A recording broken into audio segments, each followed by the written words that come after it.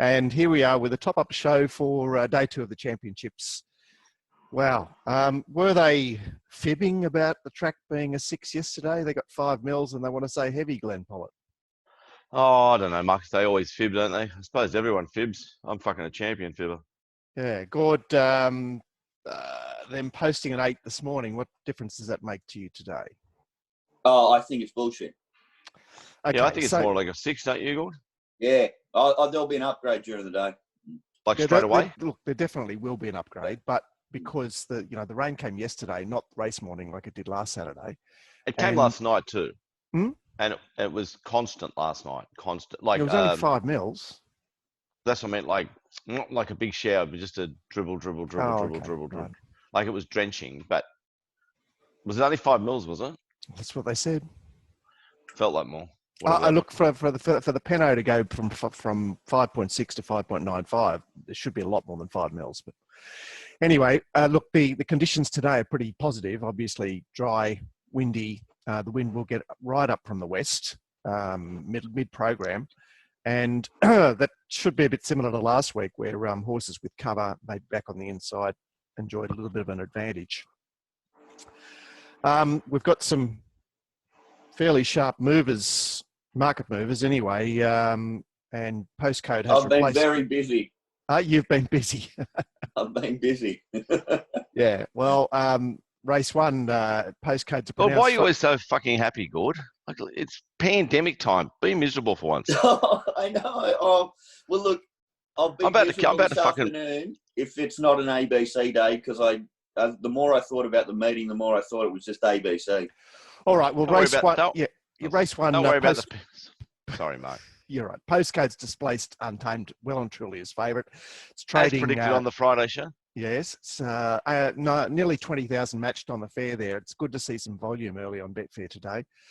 And Postcode's 1508 or 290 and Untamed's out to 350. The third pick remains fairly solid there, Glenn, Azalea. I mentioned it's got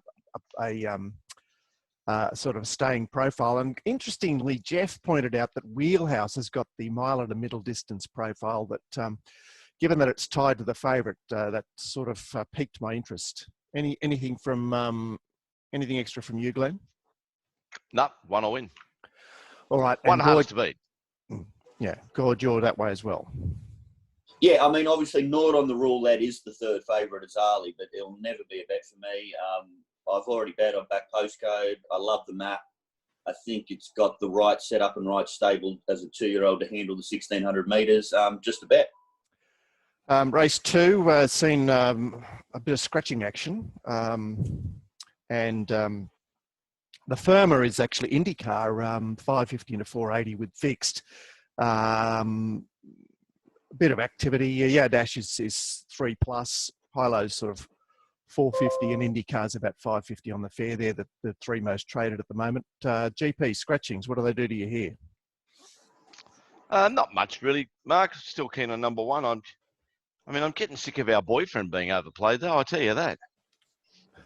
Which boyfriend's that? Tommy Marquand. In the first race, he's on the third favourite, which you just really.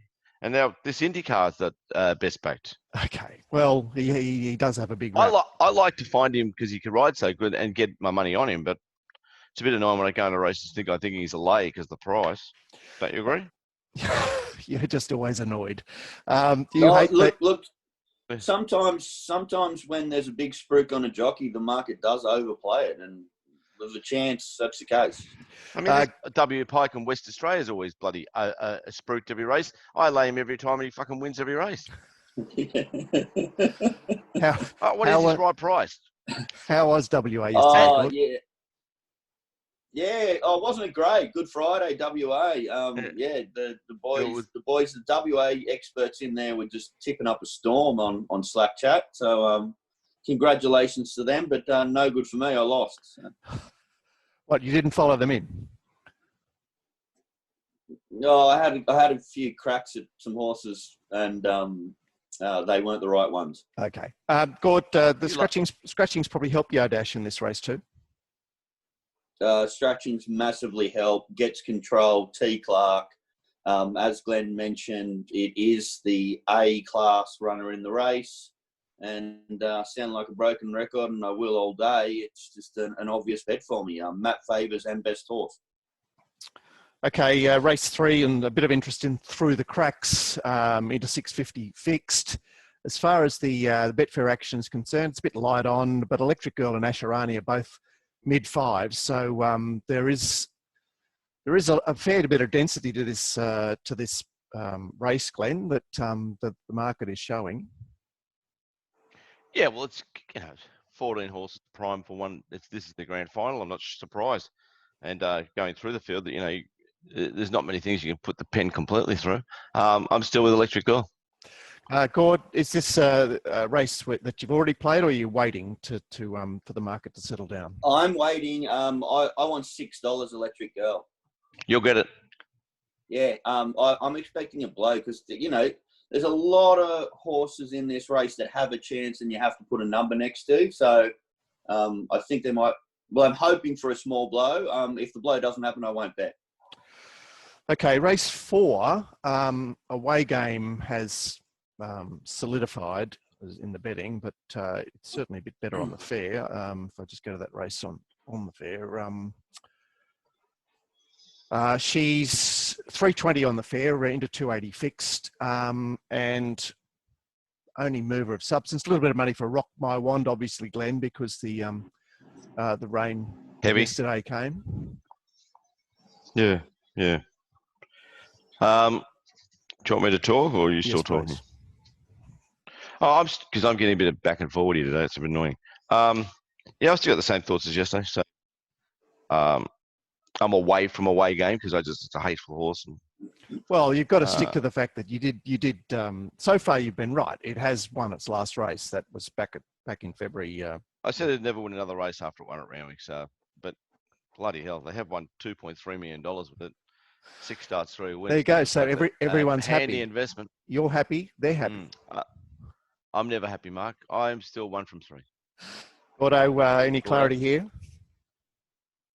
Oh, yeah.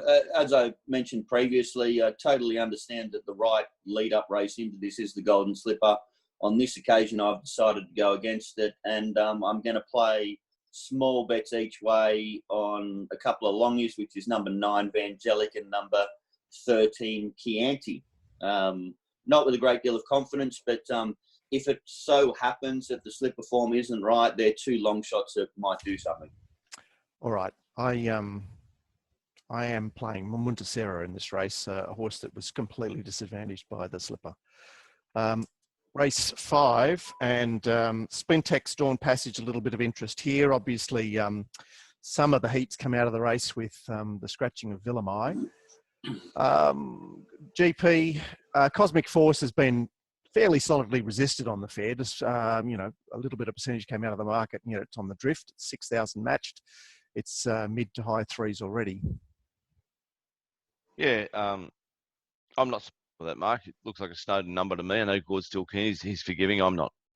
Interestingly, just before you go on, Gord, one of the keen guys in the chat room, JJ, posted a poll about whether Cosmic Force was in the chair yet or not. I haven't seen the results, but yes, it's good fun, isn't it?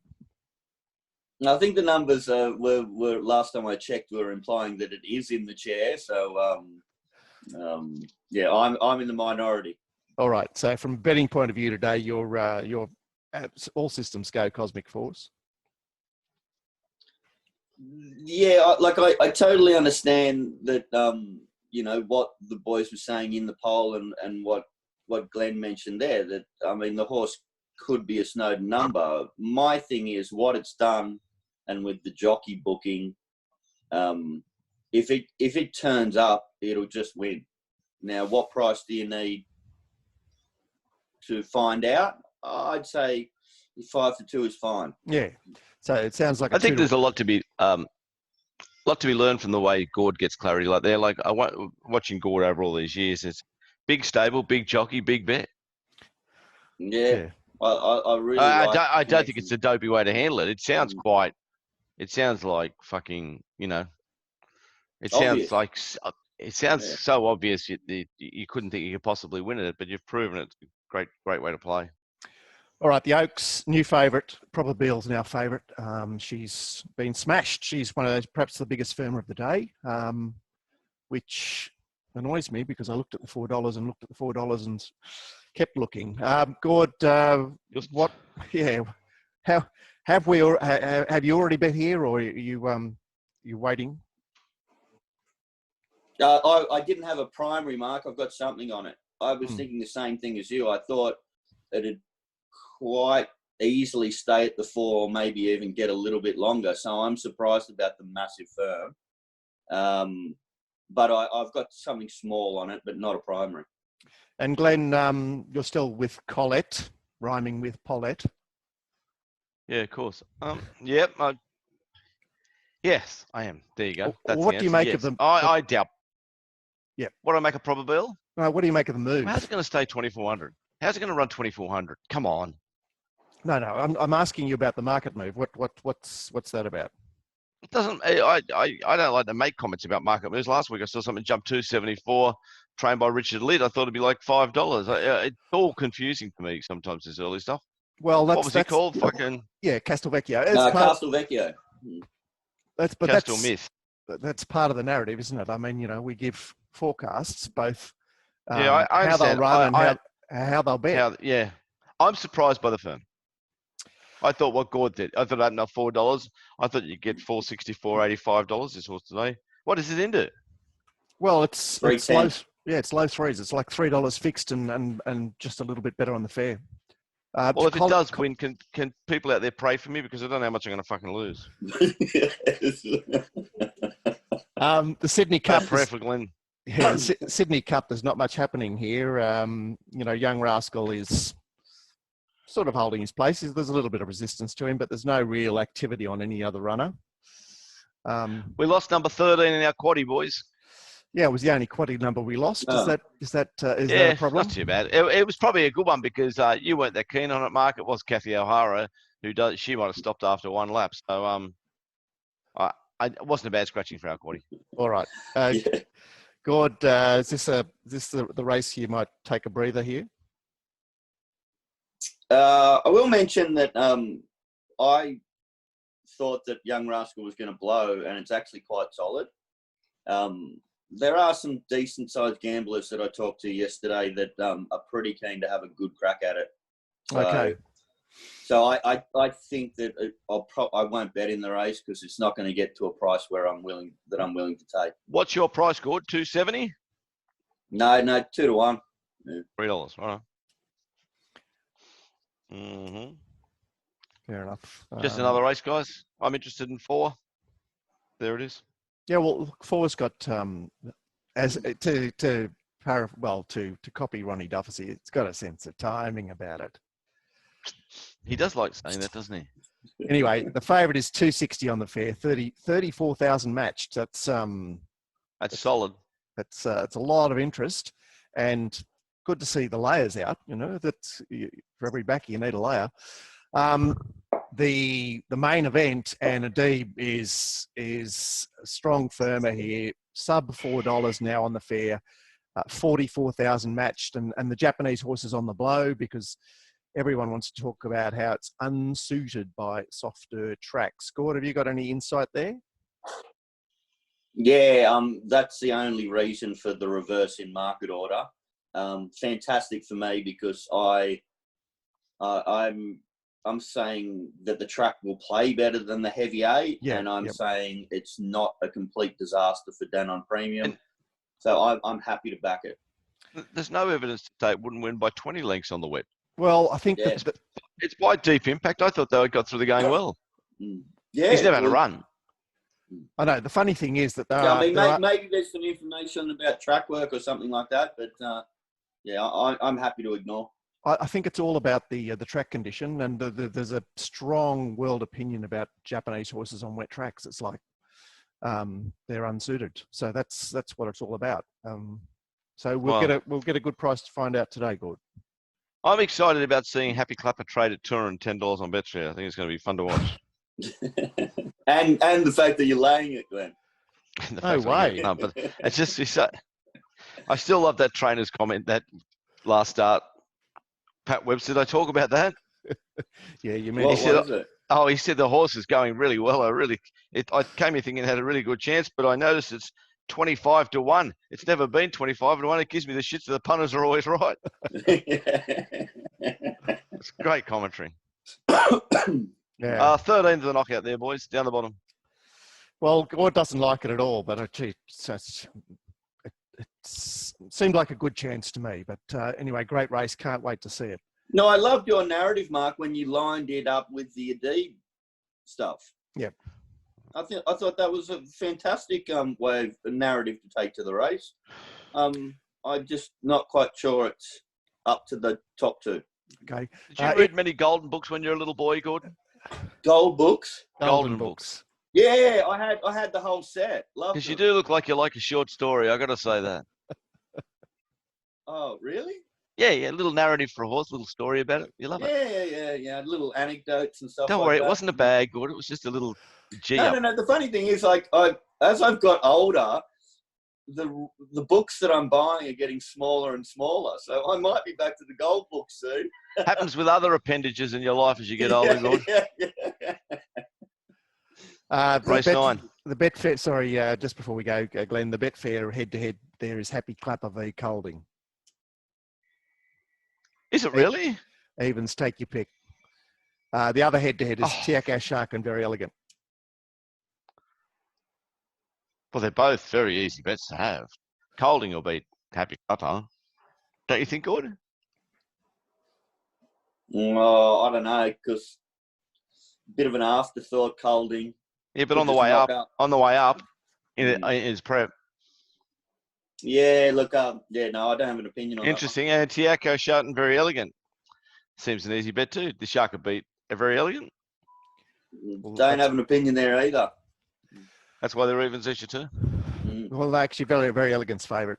Right, the last of the Group 1s is the Queen of the Turf. Now, Fun Star is just sitting low threes there, but only 9,000 match, so not a lot of activity on the race. So, well, certainly compared to some of the earlier majors. And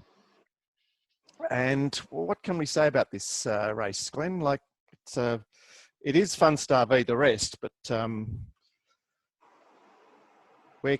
suppose the mounting yard. Just a great race. Mounting yard will be fascinating. Great race, guys. Great race. I think there's other numbers besides Fun Star, but Fun Star clear favourite. Gordo, what are you saying about this favourite now? I've got Keener on it. Okay. Watched the replay of last start a couple of times again last night, and I thought it had plenty of excuses. Yet another one where if it shows up and does what it can do, it just wins this race. Won't be surprised to see Dance run a big race there because you blokes wouldn't let me put it in the quaddie. I noticed there's been a bit of a fern on Conte Parito. Yeah, Conor Patiro is the firmer in the race into low double figures there. And finally, the last, Mark. The last.